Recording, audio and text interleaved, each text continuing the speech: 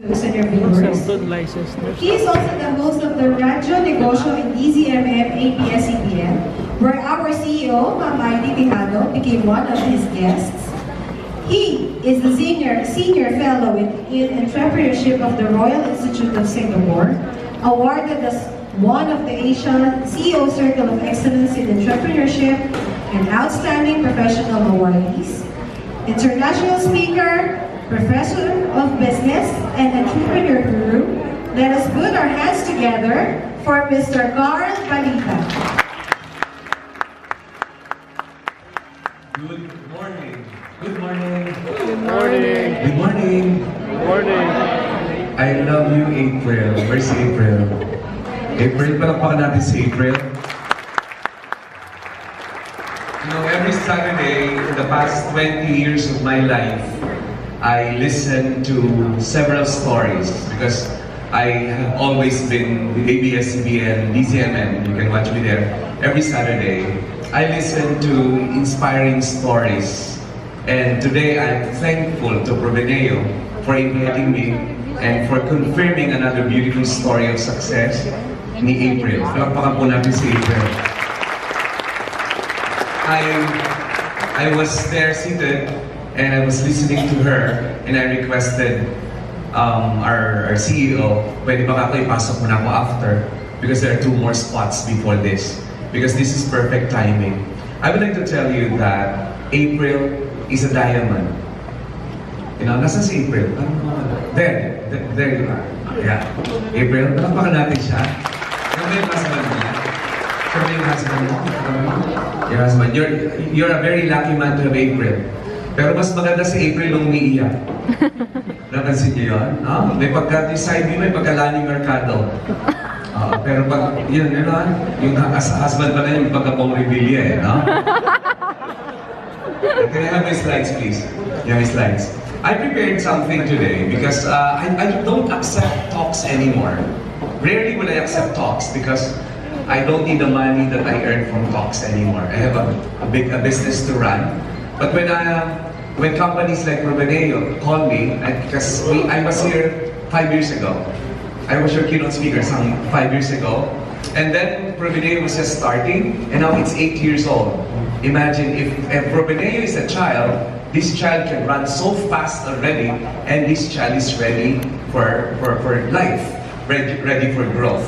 I said that April is a diamond, because if you already know, the diamond is a rough, ugly black stone put in an oven with the highest degree of flame that other gems could not survive, and that heat will convert that diamond into a precious gem. But that diamond will have to go through cutting and polishing, and before you know it, only half is left, and that half is the precious diamond. I wish that, April, I wish that you said that story in my show, and I will not be surprised one of these days I look for you and tell that story in my show so that more Filipinos will be inspired of your success stories. I say success stories. You know, there are 3 words that I want to bring here with you. You have a theme today. Anybody who can stand up and give me the theme of this celebration? You have 3 words. And it was flashed earlier. Would you like to mention it? Consistency is one, focus is another, and commitment is the third. Now I would like to make you remember 3 words this afternoon, this evening. First word is consistent. Everybody say? Consistent. The second word is insistent. Everybody say? Insistent. And the third word is persistent. Persistent. 3 words that you have to remember. I've seen all of these words in April. She was very consistent, she was very insistent, and she's very persistent. In fact, the 3 words captures your theme. The first word of your theme is consistency. You have to remember this. If you want to build a relationship, you have to earn trust. Everybody say trust. Trust. If you will never get into a relationship without trust. Do you agree? Yes. Hindi ka makikipag-boyfriend, makikipag-relasyon, makikipag-negosyo sa taong hindi mo kaya pagkatiwalaan. Everybody say trust. Trust. And remember that trust, the cornerstone of that trust is consistency. you don't trust a person if that person is not consistent. And that's why even for your resolve, for the leaders up here, sino dito may mga tao down below? Taas ako man. Mga leaders. Come on, raise your hands, leaders. The best element of leadership is actually trust. You can only lead in the speed of trust. You cannot lead if you're not trusted. You cannot lead if you don't know how to trust. And the anchor of that trust is consistency. Everybody say consistent. Consistent. I asked Mr. Tejano kanina, tinanong ko sa kanya ano pa mga projects. Sabi niya, Carl, I'm one person who believes in focus. And I agree with her. Focus. Just like a pen. Just like a pen that could write best kung may focus siya. I have to congratulate Proveneo and your growth and the success of your people is because you know how to focus. And focus is as important as anything else in business. And because you have focus, then you can get to the goal. And that focus is onto a goal. Alright? And that's why I said insistent. Everybody say. Consistent. April's story, she did not give up. She insisted. She left. She came back. And she was assertive enough to ask for another chance because she was insistent. And then she suffered all these failures. But she never gave up. Hindi siya nag-give up because she was persistent. So the three words are captured in the story of April. And these are the words, ano yung tatlong words, everybody? Consistent, insistent, and persistent. Remember these words. But ladies and gentlemen, if I ask you today, April is successful, but she was not crying because she's sad. She's crying because she's happy. Let me ask you something. What do you think is more important, success or happiness? Happiness. Make a decision, success or happiness? Happiness. Let's put it this way. If you will die tomorrow, will you still be here today? Think about it. Now, if I go back to the question, what are you more concerned about? Success or happiness? Happiness. I think happiness. If you will die tomorrow, you will not come here and receive your 3,000 pesos or your gift from the company. You'll probably spend it with the people you love most. Do you agree? Alright, now, happiness is important. What is the difference between the two? Success and happiness. April was crying not because she's successful. April cried because she's happy. At ang pinalakpakan yung points kay April was not her millions that she delivered in this company. Ang pinalakpakan yun nung sinabi niya, lahat ang tuition fee ng anak ko, areglado na. Pinalakpakan niyo yun. Nung nakatira na kami sa bahay na yon, pinalakpakan niyo yon. At nung sinabi niya, lahat ng utang ko, kompromiso ko, okay na yon. Doon kayo pumalakpak. Why? Because you shared her happiness. Do you agree? Success is getting what you want. You want it, you got it, then you're successful. Everybody say success. Success. Getting what you want. Say that again. Getting what you want. If I want something, I got it, then I'm successful. But sabi nyo, success is less important than happiness. Because you'd rather be happy than successful. What is happiness now? Happiness is wanting what you get. Say that again. Wanting what you get. Say that again. Wanting what you If want. you would notice, and I'm becoming a professor now, I wish sure if this makes sense to you. But a lot of people will just go for success, but forget to be happy in the process. You have to remember that tinitwist ko lang yung word. Sabi ko, success is getting what you want. But happiness is wanting what you get. These are the same words. Pinagpalit ko lang ng pwesto. Pero you know what? April is not here because she's successful. April was not here because she's happy. April was here because of prosperity. Everybody say prosperity. Prosperity. Prosperity is what others become because of you. It's what others become because of you. What did she exhibit? Gratitude. Ang dami niyang pinasalamatan. Sino ang pinasalamatan ni April kanina? Sino nabanggit ni April doon sa speech niya? Can you please raise your hands? Yun nabanggit ka mga pangalan. Come on. Parang walang kwenta kausap yung iba. Okay ba kayo? Are you okay? Alright, ito, pinasalamatan. How did you feel about that? You felt proud. Do you agree? You're very proud. Why are you proud? Because April became who she is. Because of you. And April's happiness and prosperity is coming from the fact that this time she has a project. And her project are her people. Alright? And which is why it's important in sales, ladies and gentlemen. I have been sales trainer for many years of my life. Okay, I taught people how to sell real estate properties, banks, etc., and all other products. And I believe in sales. If you know how to sell, you have nothing to worry about your future. And congratulations, you are in a company which is now 8 years old, ready to fly, ready to soar. Right? At any time, even if I'm busy. Yesterday, I woke up in Hong Kong. I just arrived at 12:30 morning. And I had 2 meetings today. One of my meetings was with Senator Bongo. Then I came here. Then I have another one. But sa pag Proveneo, ma'am, just call me and I'll be here. I would love to be here because I want to be part of your success. Now, let me proceed. I want to give you, ang daming bata pa, ha? I'm seeing very young people. Yung iba, hindi na. Yung iba, mukhang high school. Ha? May mga nakita ko mga bata pa itsura. Ang ganda ng opportunities yun. Because you're learning the same things as those that are being learned by those who are already older. So you have great potentials. Now, let me ask you something. Why are some people very successful? Why are some not getting there? Tonight, as you celebrate your 8th year, I want you to reflect on 4 things in your life. Look at the screen. I prepared something for you. I want you to ask yourself 4 questions. The first question is, what do you love? What I love. You need to understand this question. You know why? Because if you don't love what you do, why are you here? Why are you wasting your time, why are we wasting your life, which is short, for something you don't love? But this is my problem. If what you do is something you don't love, you will probably finish it, but you will not give your best to it. Sa Tagalog, matatapos mo ang trabahong ginagawa mo kahit hindi mo siya mahal, pero hindi mo ginagawa ang best mo. I would like to warn everybody here. Listen to me. Bumaba ka dito sa floor na to. There will be 100 people. Punta ka 1 kilometer away from this hall. There are 100 more people better than you. Lumayo-layo ka pa. Mga 3 kilometers away, yung radius na yun. I'll tell you, there will be 1,000 people better than you.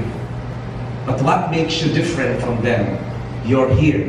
And the opportunity is yours, not theirs. You have to take care of this.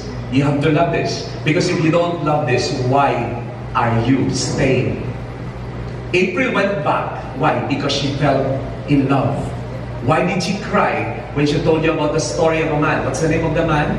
Yung aksidente? Ramel. She cried first time because of love. You know, why did she keep her family? Because of love. Love is one of the 2 biggest forces in the universe, in the human psychology, that can make you change things. We only do things for 2 reasons, for love or for fear. And we never want to do things for fear. We want to do things for love. Why did she persistence? Why did she persist that wala nang pambayad sa kuryente, walang pambayad sa wifi, walang pambayad sa tubig? Why did she persist? Because she loved whom she loved at that time, and she loved what she was doing. Think about it. What do you love? The next question will be, what am I good at? Saan ka magaling? Where are you good at? Ito lang ang simple. Saan ka magaling? Doon ka pumunta. I did not study broadcasting. I did not study mass communication. But I have been with ABS-CBN, the #1, for 20 years. And let me tell you something. I am the ABS-CBN's first Catholic Mass Media Hall of Fame awardee. And I did not study broadcasting for that. Why? The reason is because I love what I do. Mahal ko yung ginagawa ko. And I found a way to improve it every single day. I was sent into nursing in UST by my parents because they wanted me to work abroad to earn the dollars. What did I do? I finished nursing. I didn't like what I was learning. Did I finish nursing? Of course. I was good enough to learn it in UST. But did I graduate cum laude? Of course. Not. Yeah, did I top the board? Of course. No. But ask now, who is the biggest name now in Nursing Review, who is the #1 author of nursing reviewers in this country, and who produces the most number of top-notchers in this country. His name is Carl Balita, period. Why? Because I make myself good at it. Right? The next is what the world needs. Let's ask this question, what the world needs. You have a project. Your project is how many hectares? 1,700, but there's another more, a lot more. It's a 3-hectare project. Secret, and so on and so forth. Ladies and gentlemen, this is my point. My point is simple. The world needs a house. You know, ito sasabihin ko sa inyo nasa real estate. Listen to, I wish I had more time. Because I want to teach you something I learned from Tony Melotto.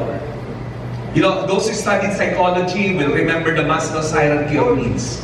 Yeah? The Maslow's hierarchy of needs. Yung ganon. Okay, physiologic, safety and security, love and belongingness, self-esteem, self-actualization. Yung layer na yun. According to the theory of Maslow, pag mas mababa, mas kailangan, pero hindi ka pupunta sa next higher level needs pag hindi mo nakukuha yung nasa baba. Hindi ka bibili ng insurance kung hindi ka makabili ng bigas. Tama ba ko? Because physiologic needs yun. Then I asked Tony Melotto, why house? Bakit housing? Ba't hindi livelihood? Ba't hindi food? Bakit yun ang pinasok mo? Then he explained that he did not understand what he was talking about. But he spoke from the heart. Alam mo, na-realize ko, this is what you're... It's a basic need. Do you agree? Yes, it's a basic need. But remember, if you sell in the lower level of the Maslow, it doesn't make much emotions to the person. The second layer is safety and security. Question, ang house ba provides for safety and security? Of course. Then forget about the where to stay. Go to safety and security. This house is safe. Why is this house safe? Then you explain why. You go higher.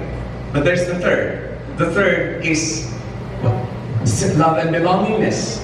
Do you want your children to grow up in Lancaster? Then that's love and belongingness. Do you want your kids to grow up with the other members of what is already a Lancaster community? That is love and belongingness.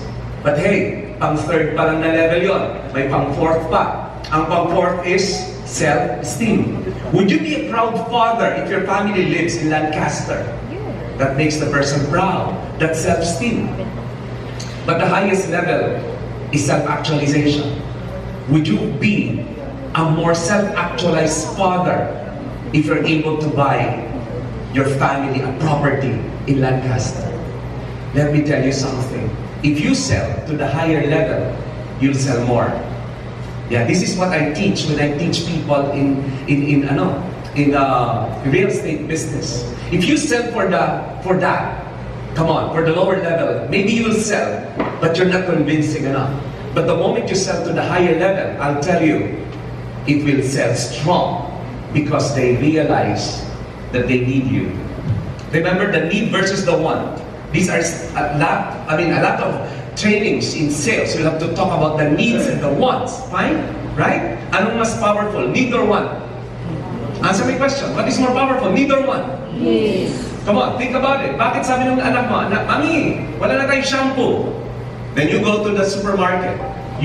Why? Because you need a shampoo, right? So what brings you to the supermarket is the need for shampoo. Do you agree? Need is very strong. Do you agree? Come on, do you agree? Yes. Yeah, but when you go to the shampoo area in the supermarket, what do? You get one. You choose one. Then you buy one. Not because you need a Pantene, but because you want a Pantene. Sell to the want. Why? Because people are wanting beings. When people want it, they find a way to justify that they need it. Ladies and gentlemen, what the world needs. Think about it. And the last but not the least is, what am I paid for? Saan ka bayad? Ano binabayad sa'yo? Importante yan. Hey, let me tell you something. If I ask you, are you rich? And are you poor? You will have an answer.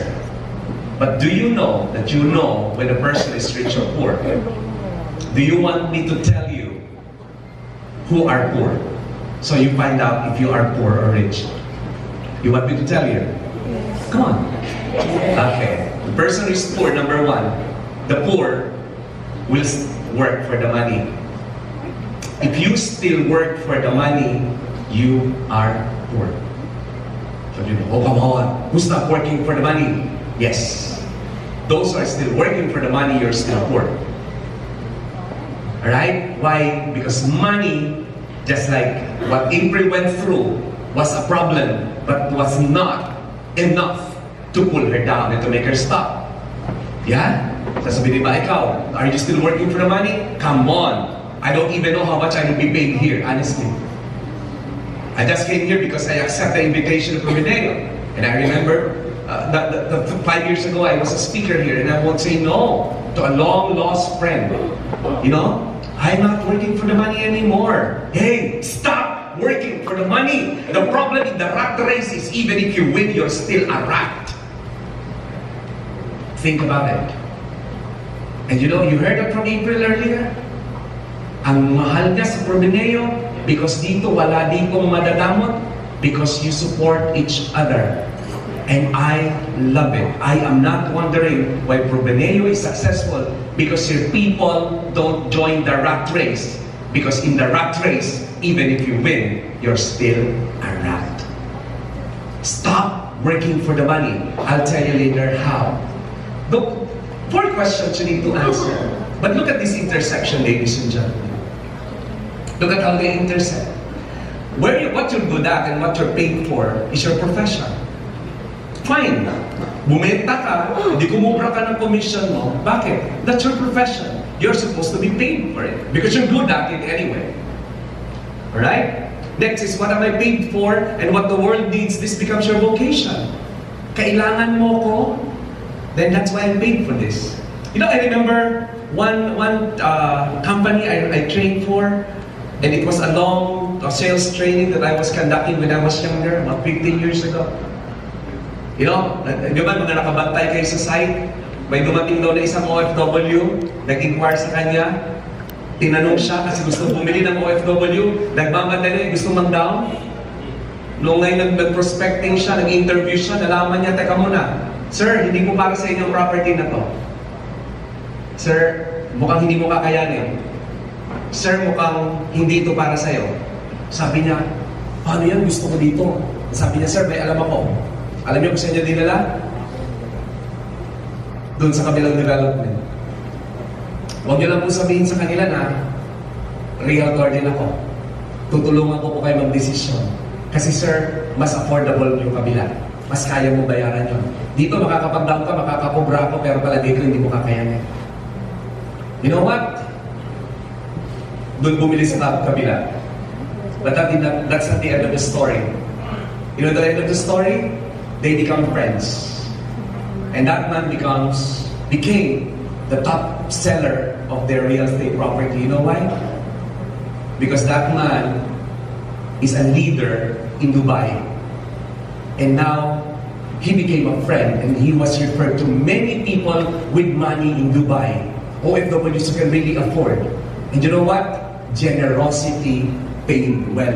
Ito lang ang warning ko sa inyo. Hindi worth it na pag-awayan nyo ang isang benta para masira ang relasyon nyo bilang mga magkakaibigan and bilang mga business associates. It's not worth it. It's not gonna be worth it. It is your vacation. But look up there. What are you good at and what do you love? This is what you call passion. Everybody say passion. Passion. Everybody say passion. Passion. Yan yung ginamit, yan yung na kay April kanina, yun yung ramdam na ramdam mo. She had a passion for it. Because she loved it and she knew that she was good at it. And lastly, ladies and gentlemen, what do you call what you love and what the world needs? This is your mission. Everybody say mission. Mission. Your mission is to assist people into finding a home that is appropriate for them. You know, finding people so that they invest on the right investment which will give them more value for their pinaghirapang money. Tama po ba? Now, why are some people not happy? Why are some people dying without purpose in this universe? Because they failed to align this. Because in the middle of all of this, ladies and gentlemen, there is what you call purpose. Everybody say purpose. Purpose. You have to find your purpose. in this company. I think yun ang nakita ni April.